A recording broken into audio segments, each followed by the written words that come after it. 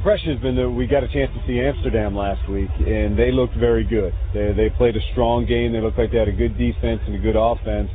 And then watching the Claymores on film, they look very good as well. Now, the most difficult thing in this entire league is trying to win on the road.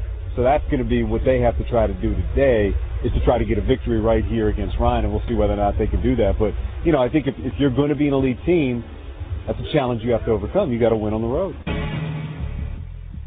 You never really know what to expect. I think, you know, the Super Bowl is not always a great game. A lot of times it's a bad game and it's a blowout. But I think you saw an example of two football teams, one favored by 15, 16 points that everybody thought was going to blow them out, and another team that had a great game plan and won. Nobody thought the Patriots were going to win, maybe except the Patriots. Nobody outside of their coaching staff or their players. So I think that's probably what jumped out at me, was just, hey, we go through 16 games and we think we know, but we don't always know. We've got a couple of former Europe players that were big in that Super Bowl. Obviously Kurt Warner, then Adam Vinatieri.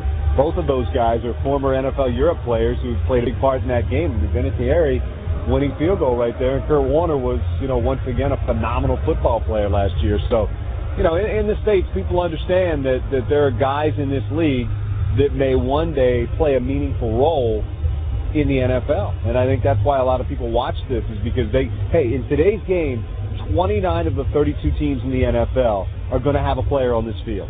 So if you have a favorite team in the NFL, chances are you're going to see a guy in this game that is, you know, representing your team, and maybe with your team next year, and certainly will be with your team in training camp.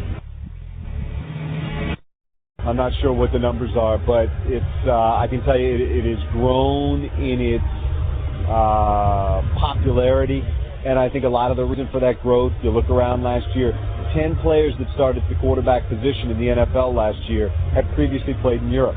So when you get numbers like that, then people all of a sudden, you know, say, hey, there's something over there I should be watching. And on, you know, a springtime Saturday afternoon, they're going to turn it on at 1 o'clock and see what's going on.